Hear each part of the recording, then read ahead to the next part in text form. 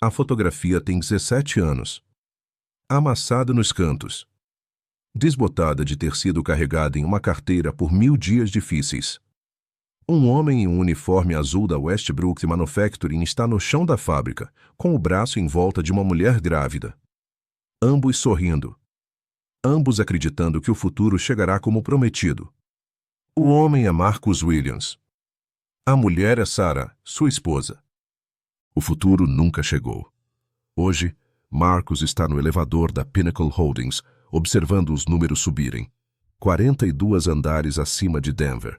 Seu filho David, de 7 anos, está ao seu lado em um suéter com um pequeno buraco perto da gola. O menino tem estado quieto desde que chegaram ao prédio. Ele sabe que algo está diferente hoje. Seu pai vestiu sua única camisa decente, passou com cuidado, olhou no espelho por mais tempo do que o habitual. David não entende onde estão ou por quê.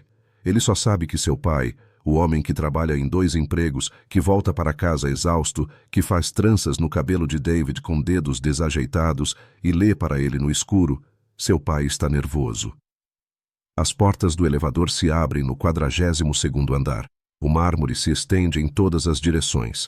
Janelas do chão ao teto emolduram a cidade como uma pintura. O ar cheira a couro caro e ar-condicionado frio. Uma mulher em uma mesa levanta os olhos. Seus olhos viajam dos sapatos de Marcus até seu rosto. Ela está fazendo cálculos sobre quem ele é e se ele pertence. Eu tenho um compromisso com Richard Chen, diz Marcus. Sua voz é firme. Suas mãos não. Nome? Pergunta a recepcionista, já sabendo que não o reconhecerá. Marcus Williams. Ela digita. Verifica uma tela. Franze levemente a testa, como se o nome dele pudesse ser um erro, mas o compromisso está lá. O escritório de Richard Chen autorizou sua subida. Ele vai te ver em breve, ela diz. Sente-se. A área de espera tem cadeiras que custam mais do que Marcus ganha em um mês. As revistas na mesa são sobre luxo, iates, ilhas privadas, oportunidades de investimento para pessoas com dinheiro. David pega uma, confuso pelas fotografias de abundância, riqueza exibidas como uma revelação espiritual. Marcus se senta. Ele não toca nas revistas. Ele trouxe algo muito mais importante. A pasta em seu colo está gasta. Dentro dela, a história de sua destruição, documentada cuidadosamente, metodicamente. Um homem reunindo evidências de sua própria ruína, da mesma forma que um arqueólogo catalogaria os restos de uma civilização caída. Eles esperam. 43 minutos se passam. David sussurra. Papai, por que estamos aqui? Marcus coloca o braço em volta do filho. Vamos encontrar alguém, David. Alguém que não vejo há muito tempo. O que Marcus não diz é que essa pessoa no escritório do canto não conhece seu rosto. Não se lembra de seu nome. Não carrega nem mesmo o peso do que ele fez, porque Richard Chen toma tantas decisões, destrói tantas vidas, que tragédias individuais se confundem em estatísticas. A porta da sala de conferências se abre. Richard Chen aparece. 56 anos. Cabelo prateado, corte de cabelo caro, o tipo de bronzeado que vem de férias que a maioria das pessoas nunca poderá pagar. Seu terno é sob medida. Seu relógio capta a luz, um Patek Philippe, uma máquina projetada para durar mais que o homem que o usa. Atrás dele, caminha uma mulher loira vestindo um blazer de carvão, tablet na mão, pronta para documentar qualquer coisa de valor. Sr. Williams, diz Richard, estendendo a mão. Seu aperto é firme, mas breve. Ele já começou a calcular quanto tempo isso levará. Tenho 15 minutos antes da minha próxima reunião. Marcus aperta sua mão. Seu aperto é diferente. Vem do trabalho, de anos levantando, construindo, sobrevivendo, de mãos que trabalharam em vez de dirigir o trabalho. Obrigado por me receber, diz Marcus. Sua voz não treme. Isso é importante. Ele ensaiou esse momento 1000 vezes. No carro durante o trajeto, no chuveiro às 4 da manhã antes do seu turno, nos momentos de silêncio depois que David adormeceu. Eles entram na sala de conferências. A vista é obscena. A cidade se espalha abaixo deles como um reino conquistado. É assim que o sucesso se parece de cima. É isso que o poder compra. A capacidade de ver tudo, julgar tudo e permanecer intocável. David está sobrecarregado. A sala é do tamanho de todo o seu apartamento. A mesa sozinha poderia acomodar 20 pessoas. Ele fica perto do pai, pequeno e quieto. Richard se senta. A mulher loira se senta no canto, tablet pronto. Ela já viu isso antes. Um homem vindo ao escritório de Richard pedindo algo. Uma entrevista de emprego disfarçada de reunião. Um apelo por investimento, parceria ou misericórdia. Marcus coloca a pasta sobre a mesa. Você se lembra da fábrica Westbrook Manufacturing? Pergunta Marcus. A expressão de Richard não muda. Havia muitas fábricas. Westbrook, Colorado, 2012. Algo muda no rosto de Richard. Não reconhecimento, resistência. A sensação que um homem tem ao se deparar com algo que pensou ter esquecido com sucesso. A mulher loira verifica seu tablet. Essa foi uma decisão de reestruturação estratégica. As margens estavam caindo. A análise de mercado indicou. 3.000 pessoas trabalhavam lá. Marcus interrompe calmamente. Não está bravo. Não é acusatório. Simplesmente afirmando o fato da maneira como uma testemunha relata o que viu. Eu era o supervisor de piso. 12 anos. Registro de presença perfeito. Avaliações de desempenho perfeitas. Eu tinha uma filha. Minha esposa estava grávida do meu filho. Richard se inclina para trás em sua cadeira. Ele já fez esse cálculo antes. Ele conhece a estrutura dessa conversa. O homem pobre vai até o homem rico. O homem pobre pede ajuda. O homem rico ou concede misericórdia ou a nega. O roteiro é familiar, mas algo é diferente em Marcus. Ele não está pedindo. Ele não está implorando. Ele simplesmente existe no espaço em frente a Richard, e isso, de alguma forma, deixa Richard desconfortável. Quando você fechou aquela fábrica, diz Marcus, abrindo a pasta, você tomou uma decisão em uma sala de conferências. Talvez tenha levado 10 minutos. Talvez você tivesse um almoço agendado depois. Talvez você não tenha pensado nisso novamente. Ele tira uma fotografia. Ela mostra Marcus 12 anos mais jovem, com o uniforme da Westbrook. Sarah, ao seu lado, grávida, com uma mão na barriga. Ambos sorrindo para a câmera com um tipo de esperança que só existe em pessoas que ainda não entendem que o futuro pode ser roubado de você. Esta foi tirada no último bom dia da minha vida, diz Marcus. Ele tira uma segunda fotografia, Marcus 1 ano depois. Magro, oco, em pé na fila de um banco de alimentos com sua filha nos braços. A cor se esvaiu dele. Ele parece uma fotografia de um homem, em vez de um homem de verdade. Esta foi tirada no dia em que percebi que sua decisão ia custar tudo. Richard não olha para as fotografias. Ele está olhando pela janela. A cidade, sua conquista. Não tenho certeza do que você quer de mim, diz Richard cuidadosamente. Já defensivo. Já preparando a linguagem do desprezo. Não estou aqui para processá-lo, diz Marcus. Não estou aqui para pedir dinheiro. Vim aqui para mostrar a você como sua decisão parecia do andar de baixo. Ele tira documentos, registros médicos, contas de hospital, avisos de despejo, todos datados, tudo documentado. A arqueologia da pobreza. Depois que você fechou a fábrica, não consegui encontrar trabalho por 8 meses, continua Marcus. Sua voz é firme como uma pedra. Não porque eu não estivesse qualificado. Eu era o supervisor de chão de fábrica. Eu entendia daquela indústria. Mas o fechamento da fábrica teve um efeito dominó. Outras fábricas fecharam. A notícia se espalhou. A indústria encolheu. Eu estava super qualificado para trabalhos de nível inicial, e estar super qualificado não importava quando não havia entrada. Richard permanece em silêncio. Minha esposa, Sarah, ela pegou turnos adicionais em 2 hospitais diferentes, turnos de 12 horas, um após o outro. Ela era enfermeira. Ela era extraordinária. Mas estava exausta. Ficou doente. Pneumonia. Não tínhamos seguro de saúde porque eu não estava empregado. Fomos para a sala de emergência quando a febre dela atingiu 104 graus. A voz de Marcus não se quebra. Esta não é uma história contada por simpatia. Este é um testemunho, prova, verdade.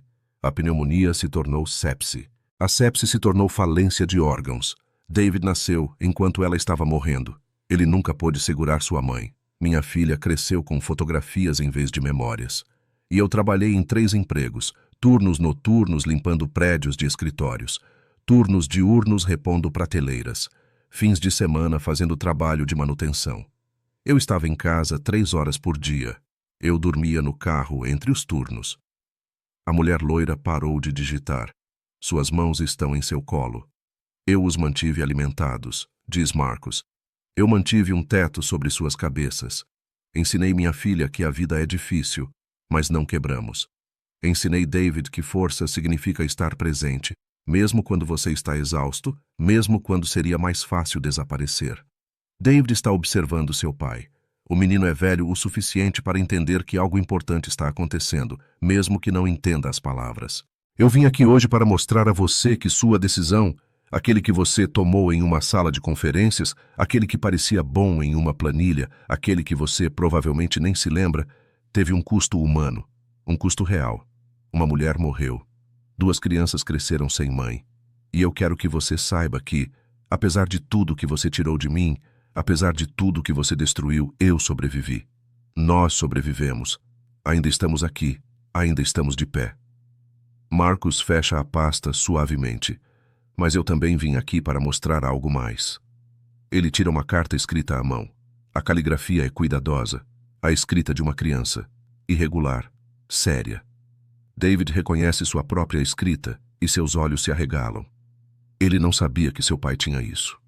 David escreveu isso, diz Marcos. Ele não sabe que estou aqui, ele não sabe que trouxe isso, mas ele queria contar a alguém algo importante. Marcos desdobra a carta e lê em voz alta. Sua voz é calma, quase reverente, como se estivesse lendo escrituras. Caro senhor, meu nome é David e eu tenho 7 anos. Meu papai é a pessoa mais forte que eu conheço. Ele trabalha o tempo todo, mas ainda assim lê para mim todas as noites. Ele faz tranças no cabelo da minha irmã, mesmo dizendo que os dedos dele são muito grandes. Ele nunca desiste. Ele nunca me deixa vê-lo chorar, mesmo achando que ele chora muito enquanto eu durmo. Ele me diz que a vida é difícil às vezes, mas que as pessoas boas continuam em frente. Ele me diz que somos pobres em dinheiro, mas ricos em amor. Eu não acho que meu papai precise de nada de ninguém, mas eu acho que você deveria saber o que tirou dele. Eu acho que você deveria saber que ele sobreviveu a isso de qualquer maneira. E eu acho que você deveria saber que ele ainda é melhor do que você. A sala está em silêncio. As mãos de Richard estão tremendo. Ele é um homem que controla mercados, que dirige a vida de milhares, que toma decisões que remodelam indústrias. E ele está tremendo porque um menino de 7 anos o viu mais claramente do que ele jamais se viu. Seu filho escreveu isso?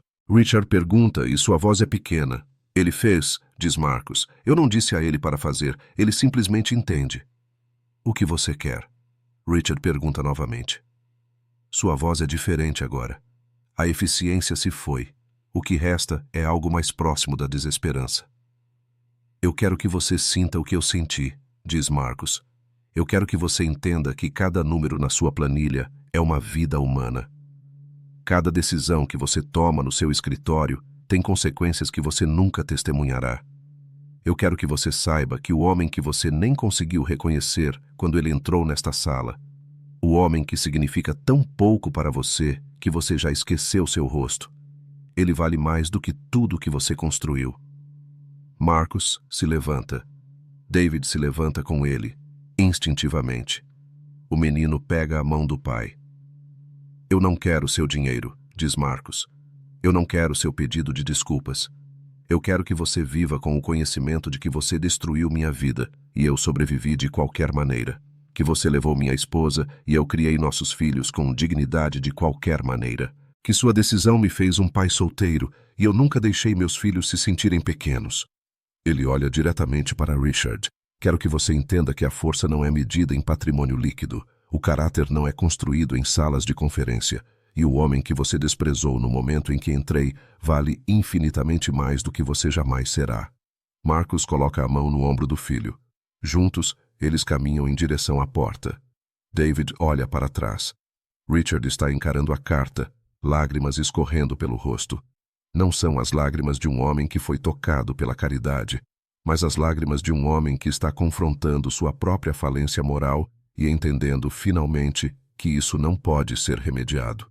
As portas do elevador se fecham, 42 andares abaixo. Quando Marcos e David saem para a rua, o sol está começando a se pôr sobre Denver.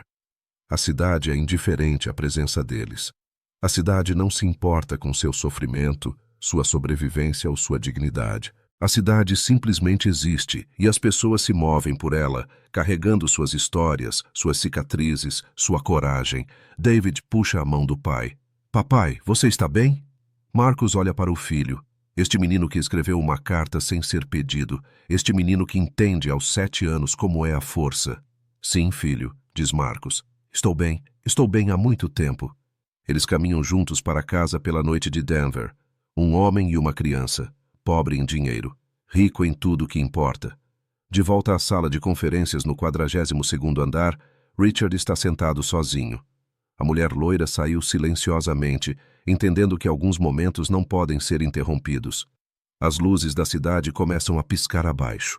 Milhares de edifícios, milhares de vidas, milhares de decisões tomadas por homens como Richard que reverberam para baixo, destruindo ou construindo, muitas vezes sem seu conhecimento. Richard segura a carta de David. Ele a lê novamente e novamente. As palavras não mudam. A verdade que elas contêm não amolece.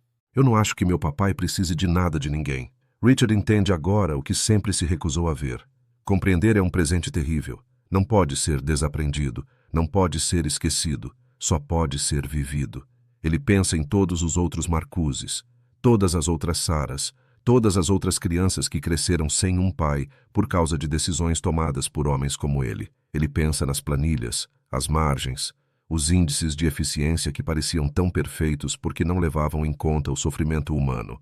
Richard Chan construiu um império, mas neste momento, sozinho em seu escritório 42 andares acima da cidade, ele entende que Marcus Williams é mais rico do que ele jamais será. Marcus tem seus filhos. Marcus tem dignidade. Marcus tem o conhecimento de que sobreviveu ao insuperável e manteve seu caráter intacto.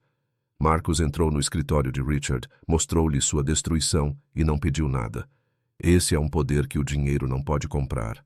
Anos depois, quando Richard estabelecer sua fundação de caridade, a maior que ele jamais criará, ninguém saberá a verdadeira história. Ele contará aos jornalistas sobre responsabilidade social, sobre retribuir, sobre ver o lado humano dos negócios. Mas toda noite, sozinho no escuro, ele pensará em Marcos. Ele pensará sobre a pergunta que Marcos não precisava fazer. Quantos outros, quantas vidas eu destruí sem nunca saber seus nomes? E ele entenderá que nenhuma quantidade de caridade, nenhuma redenção pública, nenhuma fundação que leve seu nome pode desfazer o que ele fez. Marcos e David, enquanto isso, continuam suas vidas. Eles não pensam mais em Richard Chan. Eles não precisam de sua culpa, ou de seu dinheiro, ou de sua mudança de coração. Eles têm um ao outro. Eles têm estabilidade. Eles têm o conhecimento de que sobreviveram. David cresce conhecendo seu pai como a pessoa mais forte que ele jamais conhecerá. Não porque seu pai era rico, não porque seu pai tinha poder ou posição, mas porque seu pai sobreviveu ao que deveria tê-lo destruído e manteve sua dignidade intacta. Porque seu pai trabalhou em 3 empregos e ainda trançava o cabelo da filha. Porque seu pai ensinou aos filhos que caráter não é herdado, é escolhido, todos os dias, a cada momento. A maior tragédia para Richard Chan não é que ele arruinou a vida de Marcus, é que Marcus sobreviveu de qualquer forma, e Richard passará o resto de sua vida tentando calcular uma dívida que nunca poderá pagar. Ele morrerá entendendo finalmente que algumas coisas não podem ser consertadas com dinheiro, algumas pessoas não podem ser salvas pela riqueza, algumas almas são fortes demais para serem quebradas, algumas coisas podem ser apenas testemunhadas. E Marcus, que entrou naquele escritório no 42º andar pedindo nada, sai tendo dado a Richard o maior presente que um homem pode dar, a visão de sua própria bancarrota moral. O conhecimento inegável de que ele não é o herói desta história. Ele é o homem que foi sobrevivido. O café na sala de espera esfria, o escritório esvazia, as luzes da cidade se espalham abaixo como um universo de estrelas indiferentes. E em um modesto apartamento em Denver, um pai e um filho compartilham um jantar simples. A filha ri de algo engraçado que aconteceu na escola. David conta ao pai sobre um jogo que jogou com seus amigos. Há risadas, há amor. Há o triunfo silencioso de pessoas que conquistaram sua paz. No silêncio entre as risadas, Marcus segura seus filhos perto e sussurra uma oração pela esposa que perdeu, pela vida que foi tirada, e pela estranha graça que lhe permitiu sobreviver a tudo isso sem se tornar amargo. Ele não está esperando pela redenção de Richard Chan, Ele não está esperando que a culpa de um bilionário se transforme em justiça. Ele simplesmente vive, ele trabalha, ele ama seus filhos, ele lhes ensina o que seu próprio sofrimento lhe ensinou.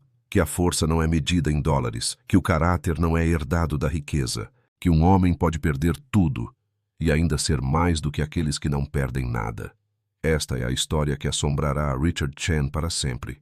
Não a história da redenção de um bilionário, mas a história de um pai solteiro que entrou em seu escritório, mostrou-lhe o custo humano de seu sucesso e saiu sem pedir nada.